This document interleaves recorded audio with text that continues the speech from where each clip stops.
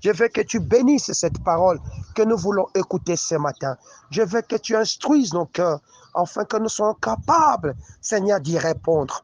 Je veux que Yahweh, tu répondes de ton onction sur la personne que tu t'es choisie, qui va nous parler ce matin, qu'il soit un canal simple, inutile, que toi tu as choisi et que tu as rendu pur, afin qu'il puisse canaliser la parole prophétique que tu as préparée pour nous.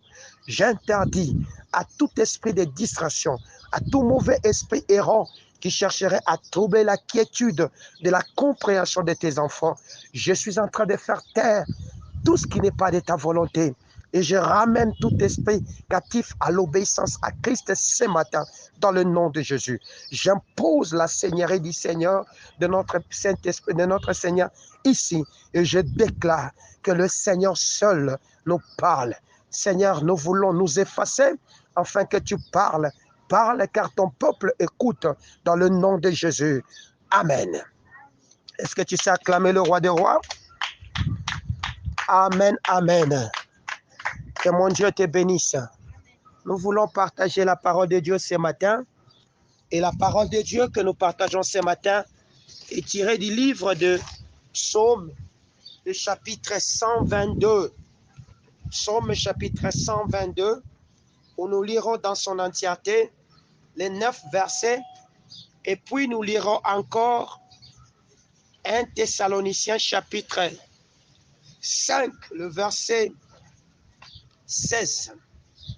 Nous lisons au nom de Jésus.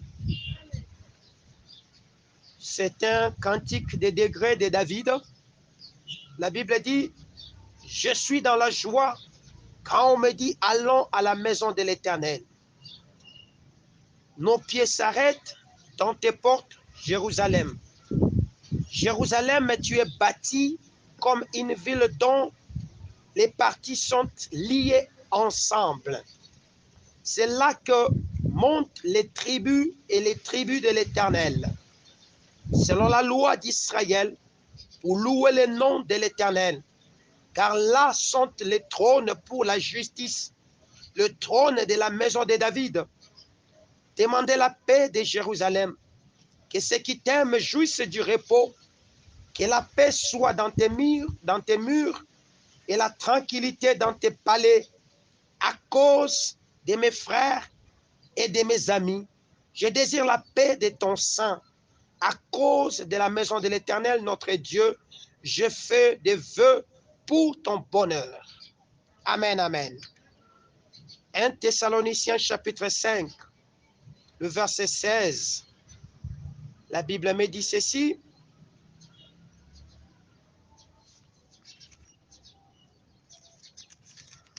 La Bible me dit ceci, je le lis au nom de Jésus, la version Louis II.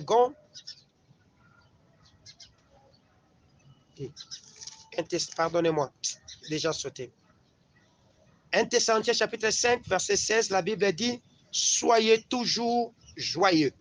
Amen, amen. Bien-aimés dans le Seigneur, que mon Dieu vous bénisse. Il y a 3 semaines aujourd'hui où nous avons commencé un enseignement. Nous sommes en train de développer notre thème du mois qui tourne autour de l'humiliation à la gloire. Nous avons parlé des différents aspects, notamment de l'aspect de la voix sainte. Nous avons parlé de la manière que le Seigneur a décidé de visiter ses enfants. Nous avons parlé des différents aspects dont vous avez les audios et dont vous avez été là et vous écoutez. Mais lorsque vous lisez ces passages là-bas, ou lorsque vous êtes même dans Ésaïe chapitre 56, ou vous lisez Ésaïe 52, Ésaïe 56, même les 38 que nous avons développés avec vous, ou les 35, pardon, vous allez voir qu'il y a un mot qui revient de manière récurrente. C'est que le Seigneur est en train de dire à ses enfants ou de confirmer à ses enfants l'objet pour lequel il veut les délivrer. La première des choses que le Seigneur veut faire, c'est d'abord de ramener ses enfants dans la maison. Et cette maison sur laquelle il veut les ramener, c'est sa maison. Et cette maison, dans le contexte de la Bible, prophétisée par la bouche d'Ésaïe, c'était à Jérusalem. Et à Jérusalem, lorsque vous lisez dans le psaume 122, David commence à décrire comment est-ce que ça se faisait. David dit, je suis dans la joie lorsqu'on me dit, allons dans la maison de l'Éternel, car c'est là, hein? Il dit, je suis dans la joie lorsqu'on me dit, allons dans la maison de l'Éternel. La maison de l'Éternel, pour David, était un lieu qui ramenait la joie dans son cœur. C'était un lieu qui lui permettait de se connecter à la bénédiction que l'Éternel avait préparée. Amen, amen. La maison de l'Éternel était ce lieu où, lorsqu'on le disait, c'est maintenant nous allons partir, tout le monde se mettait en ébullition.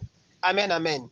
C'est comme ça que j'ai tenu ce matin, afin que nous puissions parler sur ce thème que nous avons intitulé « La joie de l'arrivée ». Amen, amen. La joie de l'arrivée, pourquoi? Parce que quand vous dites, vous étudiez en profondeur ce psaume 122, vous allez comprendre que c'est un psaume de pèlerins. Amen, amen. C'est un cantique des pèlerins. Les pèlerins, c'est qui? Les pèlerins, c'est un voyageur. Les pèlerins, c'est un transitaire. C'est quelqu'un qui est en train de faire le passage dans un endroit. Or, nous, dans le contexte que le Seigneur nous a parlé, nous a dit au courant de ces mois, c'est qu'il veut nous amener d'un lieu de l'humiliation vers la gloire, c'est-à-dire un pèlerinage à faire. Or, cette humiliation dont on a parlé, dans le contexte que j'avais parlé la fois passée, j'avais dit que c'était une délivrance que le Seigneur apportait à ses enfants. Et cette délivrance, elle était totalement différente de la délivrance qui s'était faite du temps d'Égypte. Du temps d'Égypte, les enfants d'Israël sont sortis de manière précipitée. Vous comprenez?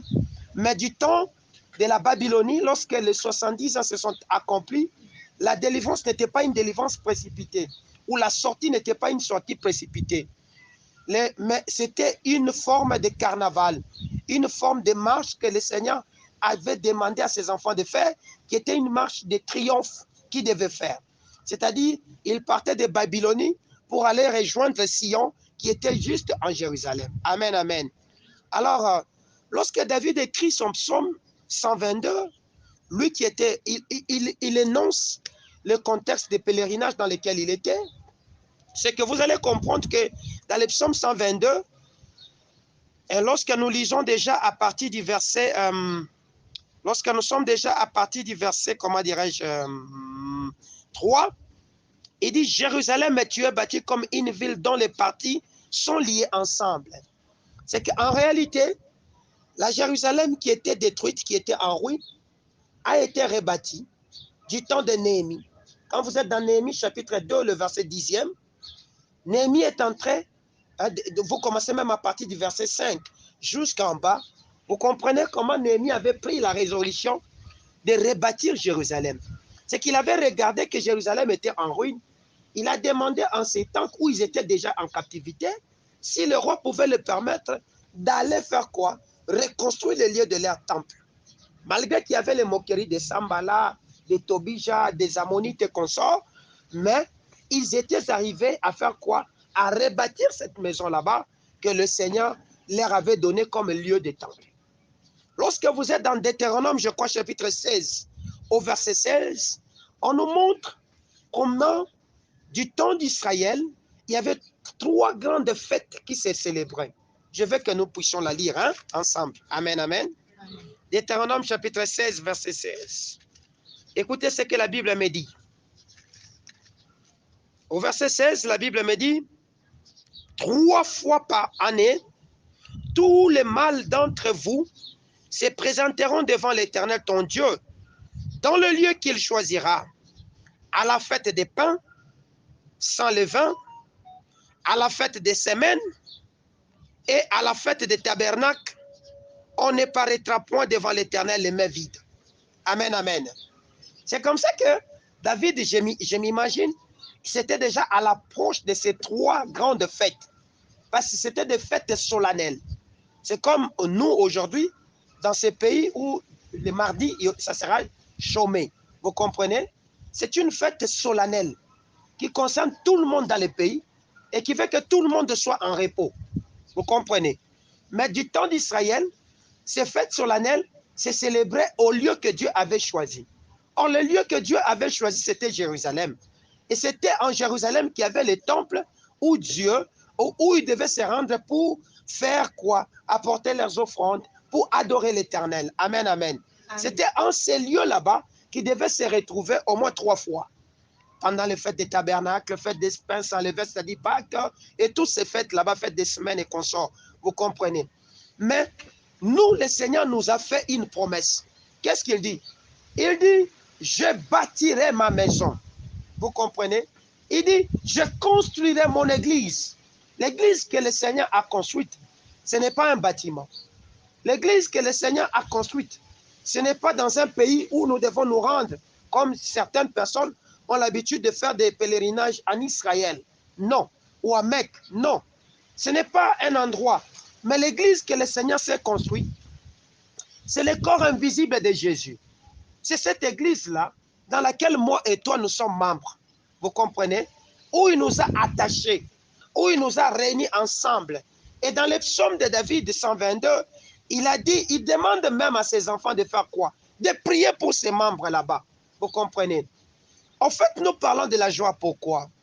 Bien-aimés dans le Seigneur, il ne peut pas y avoir joie, il ne peut pas avoir exaucement aussi longtemps que la joie ne se libère pas en vous. Cet homme de Paul avait compris. Il a commencé par dire aux enfants de Thessalonique, soyez dans la joie. Amen, amen. Soyez dans la joie, pourquoi? Le Seigneur lui-même, il a dit, quand bien même il y aura des épreuves, quand bien même il y aura des moments difficiles, quand bien même vous serez troublés, soyez dans la joie. Amen, amen. Amen. Voilà pourquoi, avant que Jésus ne parte, il nous a laissé quelque chose d'important. Il nous a laissé le Saint-Esprit. Et c'est dans le Saint-Esprit que nous trouvons un fruit. Le meilleur fruit que le Saint-Esprit nous donne, c'est la joie. La Bible dit dans Galates chapitre 5, verset 22, le fruit de l'Esprit sont. Il commence à citer l'amour et consort. Il cite aussi la joie. Amen, amen. Vous voulez être délivré? Vous voulez vivre ce que Dieu a donné dans votre vie? Dégagez votre cœur. Libérez votre cœur de ces inquiétudes, de ces doutes. Pourquoi? Parce que c'est la plus puissante des armes que l'ennemi utilise pour arriver à vaincre un homme aujourd'hui. C'est que l'ennemi ne viendra pas seulement pour te bloquer directement les mains. L'ennemi viendra afin de te soumettre d'abord, dans les inquiétudes, dans les lamentations, dans les doutes et dans tout ce que toi, qui peuvent te permettre à te délecter, à te déconnecter de l'atmosphère du ciel. Dans le ciel, il n'y a pas de tristesse. Dans la maison de notre Dieu, il n'y a pas de tristesse. Vous voyez? Voilà pourquoi quand nous faisons, vous parcourez la Bible et que ceux-là qui ont fait l'expérience de voir le ciel, ils voient toujours des choses bien, ils voient toujours une atmosphère de fête dans le ciel ou dans la maison de notre Dieu. Amen, amen. C'est vrai qu'il y a des moments difficiles. Jésus a dit, vous connaîtrez les tribulations dans le monde, mais sachez que j'ai vaincu. Il n'a pas nié qu'il n'y aura pas de tribulation. Il n'a pas nié qu'il n'y aura pas de troubles. Il a dit que vous connaîtrez ces choses. C'est-à-dire, nous allons traverser des moments difficiles, des moments des épreuves. Mais dans cela, il nous donne sa joie au moyen du Saint-Esprit. Le Saint-Esprit, c'est en réalité l'Esprit du Seigneur qui nous a donné un gage pour dire que vous n'êtes pas seul. Je serai avec vous jusqu'à la fin des temps. Donc, vous n'avez pas besoin de vivre une vie d'abattement, c'est-à-dire une vie d'apitoiement pour dire que non, que serais-je? Comment deviendrai-je? Pourquoi seulement moi? D'où ça? Pourquoi? Non, vous comprenez? Vous avez donc besoin de ne pas vendre votre joie au diable. Vous avez besoin de garder, même si on devait vous prendre tout, gardez ne serait-ce que la joie. Amen, amen. Pourquoi? Parce que la joie est une des clés qui ouvre la porte du ciel, qui ouvre la porte de la bénédiction. Alors, je me suis posé la question de savoir, mais la joie dont on parle, c'est quoi? Vous comprenez? Parce qu'on va vous dire que c'est un fruit. On va vous dire que c'est une image. On va dire tout. C'est vrai. Mais la joie, c'est quoi? La joie, c'est un sentiment que nous vivons dans notre être intérieur. Amen, amen. C'est un sentiment que nous vivons dans notre être intérieur. Vous comprenez? Et ces sentiments que nous vivons dans notre être intérieur nous poussent à croire. C'est-à-dire quoi? À manifester notre foi au moyen de l'espérance en disant que celui qui a fait la promesse est fidèle. Il va faire quoi? L'accomplir. Amen, amen. C'est comme quelqu'un à qui on a fait la promesse de lui donner un véhicule, par exemple. On lui dit que le mois qui vient, je vais te donner un véhicule et que tu auras ce véhicule. Vous comprenez? La personne a déjà cette joie là-bas. Mais il s'attache maintenant à... Je suis avec vous ici? Ok. Il s'attache à cette parole de foi. Je suis avec vous ici? Il s'attache à cette parole de foi en espérant contre toute espérance que ce qu'on m'a dit, ça va faire quoi? Ça va s'accomplir. Vous comprenez? C'est comme ça que nous disons que c'est un sentiment que nous vivons dans notre intérieur. C'est-à-dire un sentiment qui est développé par la foi qui est dans notre intérieur. Or, la foi, c'est une ferme assurance des choses qu'on espère et une démonstration de celles qu'on ne voit pas. La foi naît de la parole de Dieu. Amen, amen. Cette parole que je vous enseigne a pour mission de développer votre foi et de vous attacher à Jésus. Voilà pourquoi ça devient ce sentiment intérieur qui trouve sa base dans la foi. Or, la foi trouve aussi sa base dans la parole. Vous comprenez? Quelle est cette parole? Le Seigneur a dit de l'humiliation à la gloire. Je ne sais pas quelle humiliation que tu es en train de connaître maintenant. Peut-être qu'on se moque de toi, que tu es de courte taille, que tu es moche, tu es malade, tu es je ne sais pas comment, tu es le tout dernier, tu es un bourrique, tu manques de tout. Vous comprenez? Tu es en train de passer des moments où tu te dis, c'est vraiment ça. Le Seigneur dit, sois dans la joie. Car vous connaîtrez des tribulations.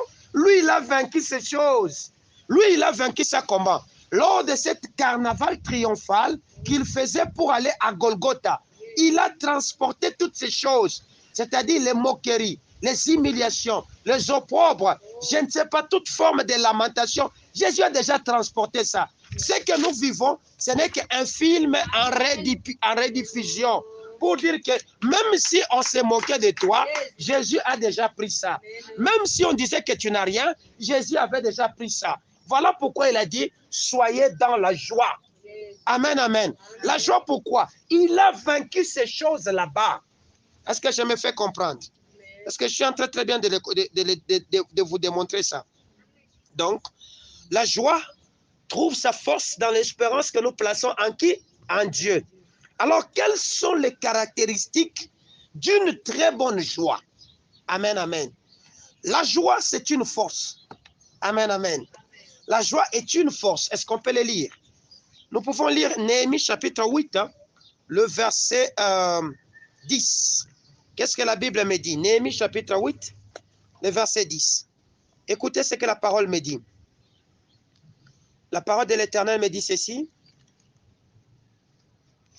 Je m'excuse. Néhémie chapitre 10, le verset 8, verset 10. Si quelqu'un le trouve rapidement, il me dit.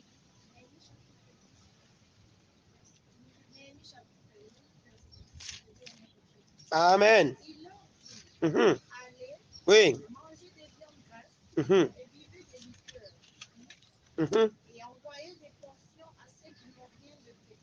Oui. Amen, amen. Ne vous affligez pas, car la joie de l'Éternel sera votre force. Écoutez ce que la Bible dit. Ça, c'est Néhémie qui dit. Il leur dit, allez, mangez des viandes grasses et buvez des liqueurs douces. Vous comprenez? Et envoyez des portions à ceux qui n'ont rien de préparé. Car ce jour est consacré à notre Seigneur.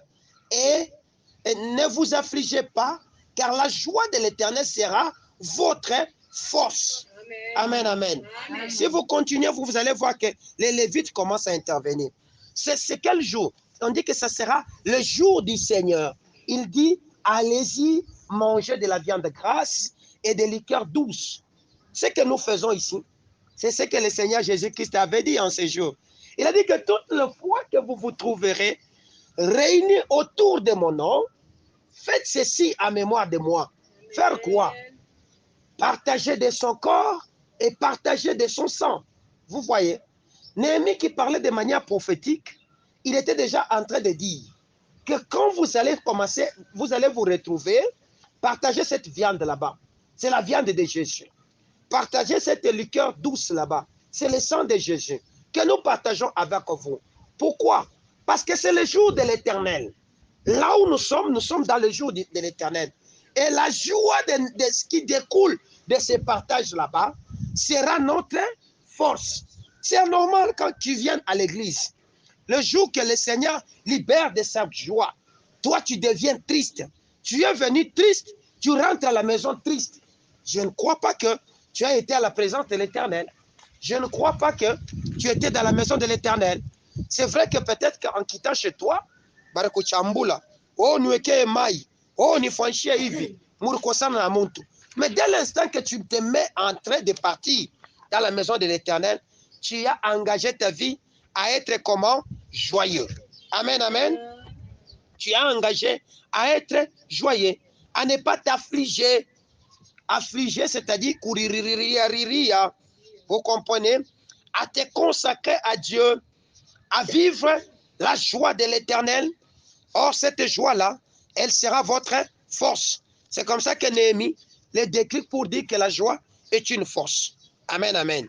Et pourtant, le diable viendra pour te tenter afin d'enlever cette force-là, cette joie-là, par le découragement, par l'apitoiement, par la dépression. Vous comprenez? Il y a beaucoup de gens, les gens qui ont visité l'Europe ou qui vont bientôt visiter l'Europe ou qui y seront, ils verront que les Européens, la plupart des Européens, ils vivent une vie dépressive. Vous comprenez? Ils sont toujours un peu stressés, ils sont là dans la dépression. L'Afrique est un peu contraire. Hein? Vous pouvez voir quelqu'un se réveiller le matin, il n'a ni quoi manger, ni quoi boire, mais il commence à chanter, à faire des cris, il est tout joyeux. C'est comme ça que j'ai dit que le continent africain, c'est un continent que Dieu a aimé. Amen, amen. Mais en Europe, vous pouvez vivre avec quelqu'un 20 ans, 30 ans. Il n'a jamais souri. Il a toujours un visage renfrogné. Il est toujours plaintif. Que cela ne soit pas votre partage, bien-aimé dans le Seigneur. Hein? Quand tu es toujours plaintif et tu penses que c'est toi qui portes tout ce qu'il y a comme malheur du monde, pourquoi seulement moi? Lorsque tu vois ton mari, ton ami être marié, toi tu deviens triste. Tu pars à sa fête, tu es toujours triste. Tu rentres à sa fête, tu es toujours triste. Tu le vois enceinte, tu es toujours triste. Le jour qu'il commence à rouler son véhicule, tu es toujours triste. Tu penses que toi, là, tu auras du véhicule. Tu auras un mariage. Ça ne viendra pas. Parce que pourquoi? Déjà, tu es en train de créer des nœuds, comme on dit. Tu bloques le flux énergétique de la bénédiction qui devait circuler dans ton corps. Ça ne circule pas à cause de cette attitude de dépression ou de colère ou d'envie ou d'anxiété ou de découragement et d'apitoiement. Amen, amen. Amen. Il y a des gens parmi nous qui ont déjà pris l'habitude. Ils sont tellement qu'ils ont cherché, ils sont arrivés à la fin, ils ont dit, j'abandonne. Vous comprenez? Il a cherché du travail, il ne trouve plus. Il a cherché l'enfant, il ne trouve plus. Il a désiré le mariage ne vient pas. Il n'y a même pas il n'y a rien qui vient. Il est arrivé au point, il a abandonné. Cet abandon-là, vous pensez qu'il y aura la joie dans cette personne là-bas? C'est-à-dire, il est devenu triste. Amen, amen. Amen. Ah, voilà pourquoi, faites très attention de ne pas céder votre joie à l'ennemi. Parce qu'il veut vous rendre faible. L'ennemi qui vole la joie, c'est juste pour t'affaiblir. Celui qui n'a pas de joie, il ne sait pas prier. Celui qui n'a pas de joie, il ne sait pas prier, je vous dis. Pour prier, il y a aussi quelque part une force qui nous vient au moyen de la joie. Vous comprenez? Remarquez toutes les fois que vous êtes colérique, énervé, vous ne priez pas bien. Vous comprenez? Toutes les fois que vous n'avez pas de paix en vous, de joie en vous, vous ne pouvez pas bien prier. Pourquoi? parce qu'il y a des nœuds. Vous avez déjà étouffé l'espace aérien de votre bénédiction. Amen, amen. Amen. La joie donne la foi. Deuxième caractéristique. Jacques chapitre 1er, verset 2. Écoutez ce que Jacques écrit. Jacques chapitre 1er, le verset 2. La joie nous donne la foi. Je m'excuse.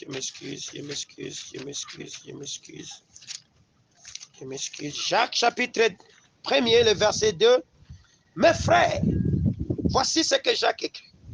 Mes frères, regardez comme un sujet de joie, pas un sujet de deuil, complète des diverses épreuves auxquelles vous êtes exposés. Vous pouvez être exposés. Il dit comment? Regardez comme un sujet de quoi? De joie. Complète. Amen, amen. Amen. Les diverses épreuves auxquelles vous pouvez être exposés. C'est-à-dire, il y a plusieurs formes d'épreuves dans lesquelles nous pouvons être exposés. Exposés à l'épreuve de perdre un mariage, de perdre un enfant, de perdre son bonheur.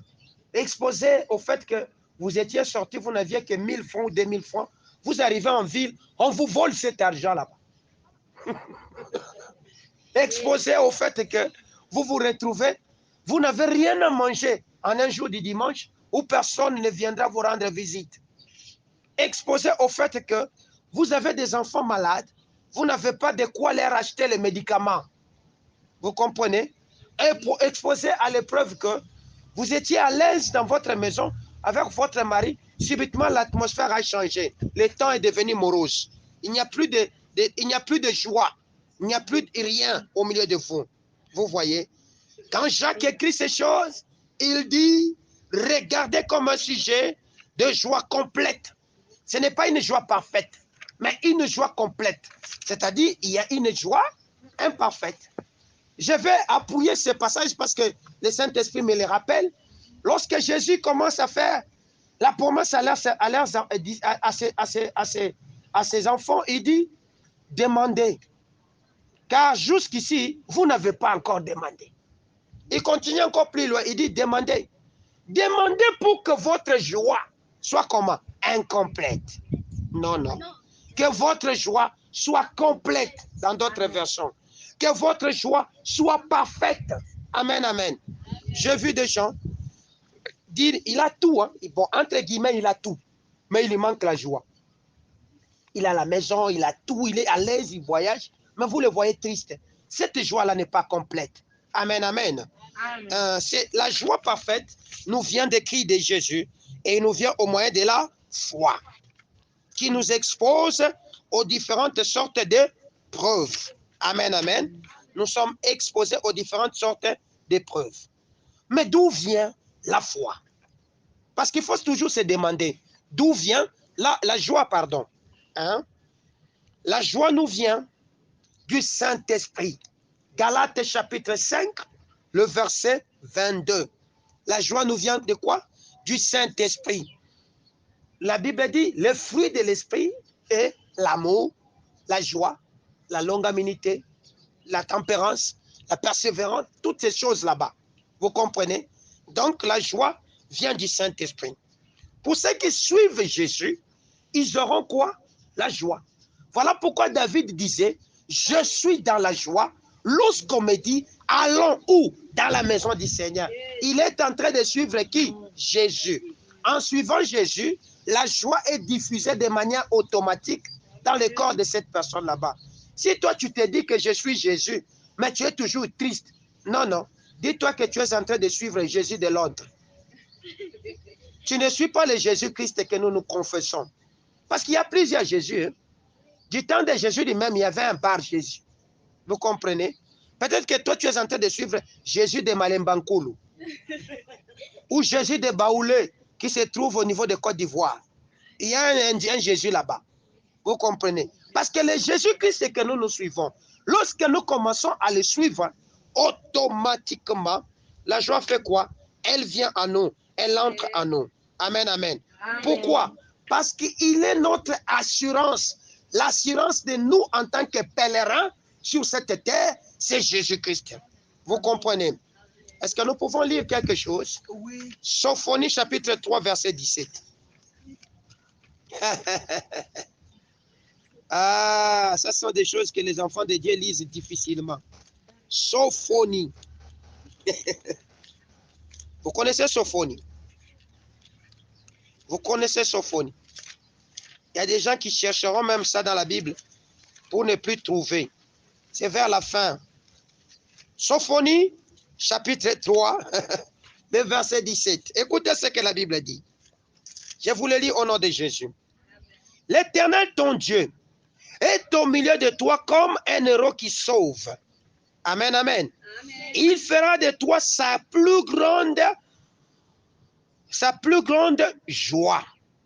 Il gardera le silence dans son amour. Il aura pour toi des transports d'allégresse.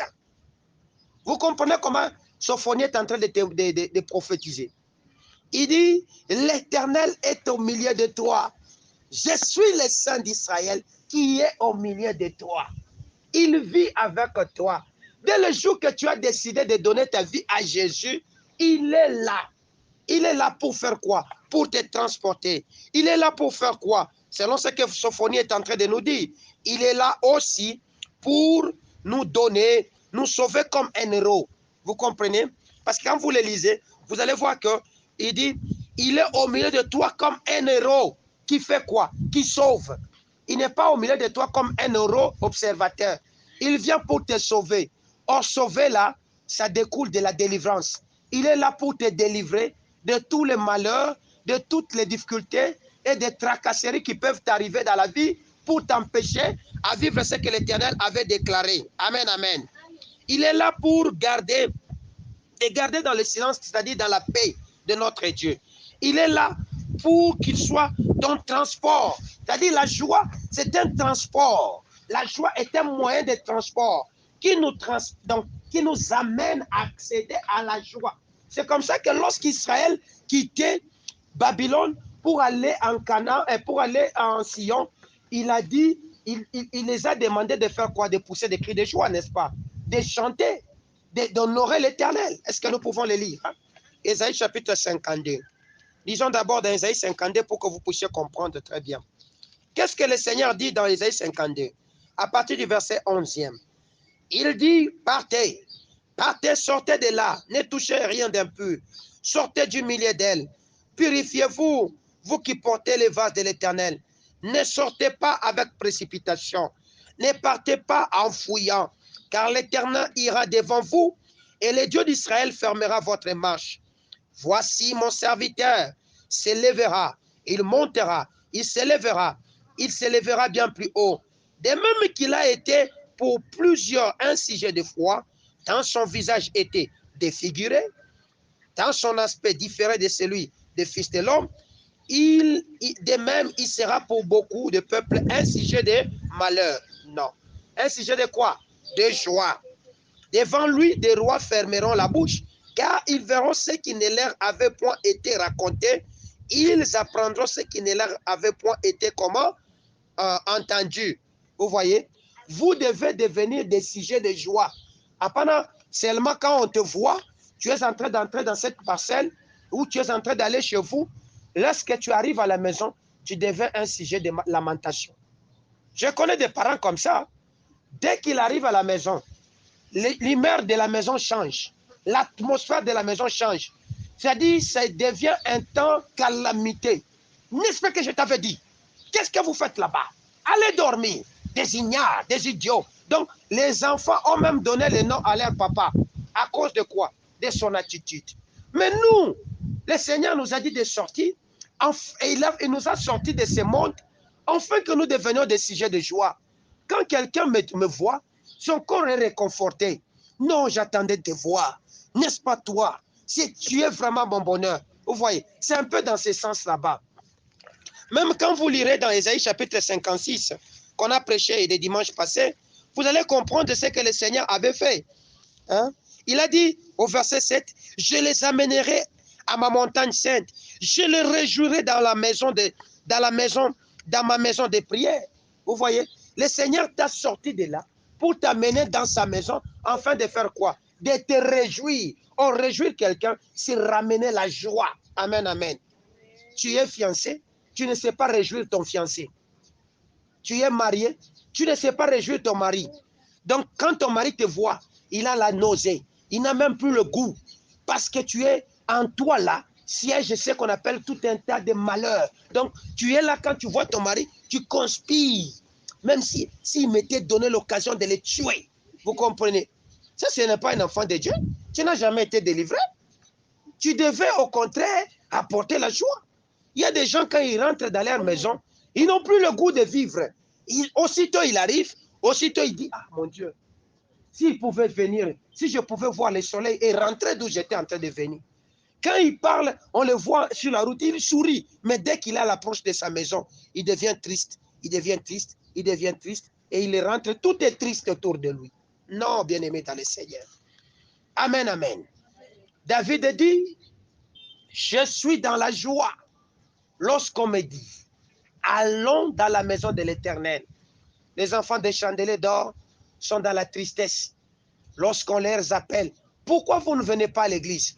J'ai des interros, j'ai des examens, je fais ceci, je ne prie pas. Tu as interro jusqu'à dimanche. Tu travailles jusqu'à dimanche. Tu es triste dans ton cœur. Il faudra que les pasteurs commencent à te dire, non, écoute mon bien-aimé, la Bible dit, tu observeras les jours de l'Éternel. Non, il faut que je te rappelle ce verset. Te voilà, tu te caches. Tu me montres tes boxes. Au lieu de me montrer ton visage. Parce que tu te retrouves dans ce que je suis en train de dire. Amen, amen. Amen. Le Seigneur ne te réjouira pas si tu ne sais pas te réjouir dans sa maison. Je sais que vous allez dire que la maison de l'Éternel, ce n'est pas l'église bâtiment. Non. L'église bâtiment a pour mission de vous encadrer. Mais la vraie église, c'est votre propre corps. Quand ton cœur là te dit, prie, c'est-à-dire le Seigneur est en train de t'amener à Jérusalem. Il veut te parler. Mais quand on te dit, tu vas, ton cœur de lui-même, ton cœur te convainc. Il dit, cette semaine qui commence, chaque minute, tu vas commencer à te réveiller pour prier. Toi-même, tu dis à ton cœur, ah, il fait froid ces jours. L'hiver vient de commencer à Lubumbashi. Toi-même, tu te dis, non, je ne saurais pas.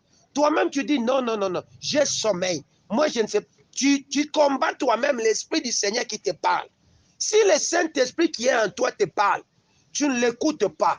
À combien plus forte raison, un simple pasteur extérieur, plus petit que le Saint-Esprit, quand il te parlera, est-ce que tu vas écouter? Non. Examinez vos voix. Contrôlez-vous. Le Seigneur a dit, ma maison de prière. Il n'a pas dit n'importe quelle maison. Je les amènerai sur ma montagne, dans ma maison de prière. Amen, amen. Je les amènerai sur ma montagne. La montagne, là, c'est la montagne de la prière. C'est sa maison. Or, la maison, la Bible dit, ne savez-vous pas que vos corps sont les temples du Saint-Esprit? Le Seigneur t'a amené dans ce corps, afin que tu commences à l'adorer. Mais toi, tu utilises ton corps comme un sujet, tu utilises ton corps comme quelque chose pour donner gloire à Satan. Lorsqu'on met des chansons de ce monde, ton corps tressaillit. Lorsqu'on met Alléluia, Hosanna, ton corps est triste. Le Seigneur ne t'a pas amené dans ce corps pour que tu puisses donner gloire à Satan. Le Seigneur t'a amené dans cette colline-là, afin que tu sois un sujet de louange pour lui. David, reconnaissant ces choses, il a dit, je suis dans la joie lorsqu'on me dit, allons dans la maison de l'Éternel. Parce que c'est dans la maison de l'Éternel qu'on partage les pains, qu'on boit cette vin douce et dont on acquiert la force de la joie. Amen, amen. Amen, amen. Toi, ton cœur, tu le partages avec qui? N'est-ce pas que la nuit, là, tu partages ton cœur avec les petits démons de votre coutume qui te dit, nous, les Tabois, nous, les Emba, nous, les Luba, nous, les ceci. Tu tapes de ta poitrine. Nous, les Topoquets, tu parles là, ça. Moi, je suis comme ceci. Et quand tu te réveilles là le matin, tu nous sors tout ce que ton corps avait déjà dit avec tes ancêtres.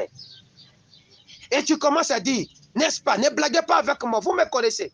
Je suis le chef de, je suis l'enfant de la descendance de Nimi. Je suis tel chef, je suis tel roi. Faites très attention avec moi. Le sang royal de mon Père coule ici. Oui, nous ne refusons pas que ce soit le sang royal. Mais le royal véritable qui coule en nous, dès l'instant que tu as dit, j'abandonne ces choses, c'est le sang royal de Jésus. Amen, amen. Et le sang de Jésus t'attache à une vie de pureté. Nous avons dit la fois passée, la prière, c'est la consécration. Amen, amen. La prière, ce n'est pas seulement Seigneur Jésus, Rabababa, Rebo, Shabbat. Non, non. La prière, c'est cette attitude de consécration.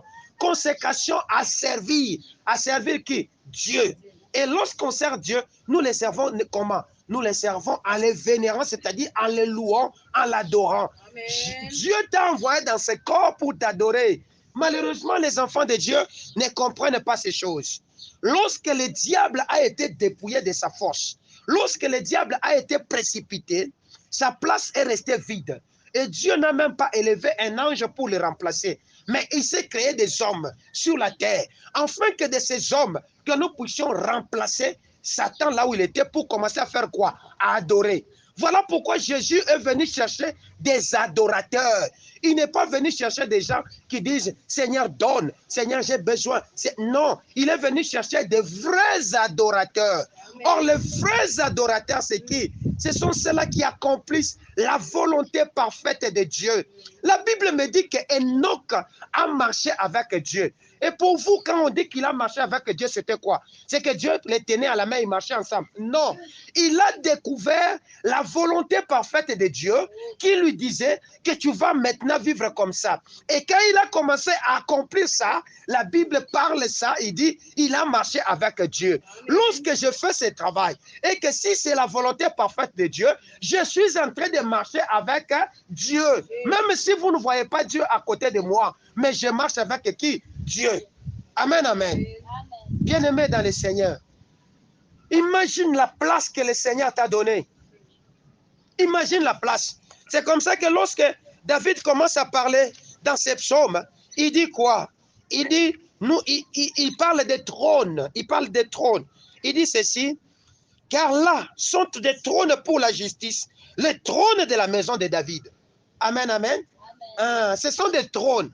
C'est-à-dire, celui qui arrive dans cette maison, Dieu ne lui donne pas de chaise, mais Dieu lui donne une trône. Et cette trône-là, c'est-à-dire, c'est une place la plus prestigieuse. Si le diable te combat aujourd'hui, c'est parce que tu es entré, il ne veut pas que tu puisses avoir place à cette trône là-bas. Amen, amen. Il ne veut pas que tu sièges là. Amen, amen. Bien-aimé, la joie est véhiculée au moyen de la louange et de l'adoration. Amen, amen. Celui qui a la joie, il est capable d'adorer. Celui qui a la joie, il est capable de louer. Tu ne peux pas louer si tu n'as pas la joie dans ton cœur. C'est comme ça que je vous ai dit. Lorsqu'on manque de joie, nous avons la faiblesse dans nos corps et il nous est même difficile de prier. Amen, amen. Il nous est difficile d'accomplir ce que Dieu avait dit. Seigneur, le Seigneur nous a dit quand nous étions en train de prier le vendredi, la joie de l'arrivée. Ça veut dire quoi? Parce que je vais conclure. La joie de l'arrivée. C'est-à-dire qu'au milieu de nous, il y a des gens qui sont arrivés au bout de leurs épreuves. Et que Dieu veut maintenant faire quoi? Couronner leurs efforts. Et que de cela, Dieu veut que vous puissiez manifester cette joie. Libérer cette joie, afin que ce qu'il avait accompli arrive. Amen, amen. Les enfants de Dieu étaient en train de faire un pèlerinage. Mais lorsqu'ils arrivaient en Jérusalem, ils étaient dans la joie. Amen, amen. Moi, je ne sais pas dans quel pèlerinage tu as commencé. Peut-être que tu es dans le pèlerinage qui t'amène vers le travail, qui t'amène vers le mariage, qui t'amène vers le fiançailles. Je ne sais pas quel genre de pèlerinage, si je dois les contextualiser sur le système de la terre actuellement. Mais en réalité, c'est que le pèlerinage que nous avons à faire, nous le faisons pour aller au ciel, dans la nouvelle cité que le Seigneur est en train de bâtir pour nous. Mais cela ne nous empêche pas d'avoir droit à un certain nombre d'héritages que le Seigneur nous a conférés sur la terre. Amen, amen. Même s'il avait dit que nous allons l'avoir avec des douleurs et des épreuves. N'est-ce pas ça? Mais il a dit que nous allons faire quoi? Hériter. Parce qu'il a dit, il n'y a personne qui n'ait abandonné son père et sa mère pour me suivre dans ces siècles présents, qui n'héritera pas dans ces siècles présents et dans les siècles à venir. Dans les siècles présents, il y a des héritages. Et ces héritages, c'est à vous et à moi de les posséder. Et nous allons les posséder comme ça. Comment? Soyez dans la joie. Or, être dans la joie, c'est accepter que le Saint-Esprit soit avec vous. Or, si vous acceptez que le Saint-Esprit soit avec vous, qu'est-ce que vous devez faire?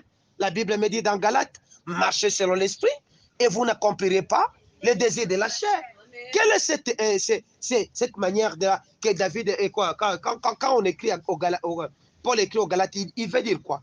Il veut dire que nous fassions exactement comme Enoch, lui qui a marché avec Dieu. Il marchait avec Dieu en esprit. Amen, amen. On marchait avec Dieu en esprit, ça veut dire quoi? C'est accepter d'accomplir ce que Dieu a dit sur vous. Qu'est-ce que Dieu a dit pour nous? Pour nous, c'est moi ici demain. Ne touchez pas à ce qui est impur. Vous comprenez? L'impureté, ce n'est pas seulement toucher à de l'argent sale. Non. L'impureté aussi, c'est avoir des pensées impures vis-à-vis de quelqu'un. Quand toi, là, tu es toujours en train de dire des mal des autres, regarde comment il est, regarde sa grosse tête, regarde-les, regarde comme ça, des grosses pattes. Oh, il est mal habillé. N'est-ce pas, il est comme ça. N'est-ce pas, ça, ce sont des choses impures qui te rendent inéligible à la bénédiction. Changez votre langage, bien-aimé. Changez votre langage. J'étais en train de prier la nuit de vendredi, lorsque le Seigneur me parlait, me donnant le nom de quelqu'un qui se moque de sa propre sœur dans la maison. Il a pris ça comme habitude. Vous comprenez? Il est en train de dire à sa sœur là, d'ailleurs toi, tu es paresseuse. C'est seulement comme ça. Tu vas échouer dans les mariages. Tu vas faire ça. Mais qu'est-ce que tu veux finalement? Tu es en train de construire ou tu es en train de détruire? Toutes les paroles qui sont libérées ne sortent pas sans avoir retourné. Amen, amen. Je peux vous le lire. Hein? Ésaïe 55, verset 11. La Bible dit, ainsi en est-il de ma parole. Elle ne retournera pas à moi sans avoir accompli de ma volonté. Je rentre. Vous allez dire que c'est Dieu qui a dit ça. Oui. Je rentre dans 1 Jean chapitre 4, verset 4. La Bible dit quoi? Petits enfants, vous êtes comment? Des dieux. N'est-ce pas ça? C'est-à-dire la divinité qui est en nous, lorsque je commence à l'engager, en bien comme en mal, en libérant une parole sur la destinée de quelqu'un, cette parole qui part, elle touche la personne. Lorsqu'elle commence à détruire la personne, elle rentrera aussi chez moi. Amen, amen. Tu seras dans la joie de voir ta soeur échouer dans les mariages. Tu seras dans la joie de voir ton frère échouer dans les études. Tu seras dans la joie de voir ton petit frère devenir bourrique. Tu seras dans la joie de voir ton petit frère être pris et amené à Kanyamakasese. Qu'est-ce que tu fais maintenant? Oui, parce qu'il y a des jeunes qui sont dans la joie. Inutile que tu es. Je vais d'ailleurs dire à la police qu'on vient te prendre pour qu'on t'amène à Kanyamakasese. Quand tu seras à Kanyamakasese là-bas, trouveras-tu de la joie dans ton cœur? Qu'est-ce que David dit? Nous lisons, Psaume toujours 22, il dit, que la paix soit dans tes murs. La paix, on n'a pas demandé autre chose. Et la tranquillité dans tes murs. À cause de mes frères et de mes amis, je désire la paix. À cause de mes frères et de mes amis, désirez la paix. Recherchez la paix et la sanctification avec tous, sans laquelle personne ne verra le Seigneur. Tu as besoin de voir le mariage, recherche la paix. Tu as besoin de trouver du travail, recherche la paix avec tes frères et tes amis. On a parlé de frères et des amis. C'est-à-dire ceux qui sont dans l'église et même ceux qui sont en dehors. Amen, amen. Même si quand vous devez revenir plus loin, vous verrez ce que David dit. Il dit, demandez la paix de Jérusalem. Que ceux qui t'aiment jouissent du repos. Amen, amen. Demandez la paix, c'est-à-dire priez pour qu'il y ait la paix dans la maison de l'Éternel. Aujourd'hui, nous voyons des pasteurs tomber. Aujourd'hui, nous voyons un frère qui a été, je ne sais pas, attaqué par Satan. Nous voyons... Donc, le peuple de Dieu a trouvé pour sujet de joie les histoires que le diable est en train de donner. Quand le diable donne des coups à l'église, nous nous réjouissons. Le diable nous écroule, nous nous réjouissons. Au lieu de chercher la paix, afin que ce frère-là, cet ami-là, trouve le repos. Le repos, c'est quoi? Le repos, c'est trouver le salut que le Seigneur avait déclaré pour lui. Amen, amen. Priez que le Seigneur le fasse comprendre que ce qu'il fait est mauvais afin qu'il aille dans la voie de justice. Amen, amen. Afin que le jour qu'il arrivera, que le monde dise quoi, que lui-même trouve la joie de l'arrivée, comme David qui, il voyait Jérusalem de loin, qui venait d'être rebâti du temps de Néhémie, qui brillait, qui était en train de briller, et il était déjà heureux. Voilà pourquoi il dit, je suis dans la joie lorsqu'on me dit, allons dans la maison de l'Éternel. Amen, amen. Je vous ai défini ces choses en disant la première des maisons de l'Éternel, c'est ton corps. Et tu seras dans la joie lorsque le Saint-Esprit te dira, prie. Amen, amen. En Ésaïe 56, il a dit, je les ramènerai dans ma montagne, dans ton cœur là. Le Seigneur va te ramener dans ce cœur là-bas, afin de faire de quoi? De ton cœur là, sa maison. Et pas n'importe quelle maison. La maison de la consécration qui s'appelle la maison de la prière. Consacrée à vivre dans la pureté, à vivre dans la voie de Dieu, à vivre la justice de Dieu. Accomplis ce que l'Éternel avait dit. Lorsque tu feras ces choses, tu feras comment? Tu réussiras. Amen, amen. Bien-aimé peuple des chandeliers d'or, nous risquons de vivre des slogans, alors que ce sont des paroles authentiques que le Seigneur nous donne. Quand le Seigneur dit de l'humiliation à la gloire, c'est une parole authentique qu'il a donnée.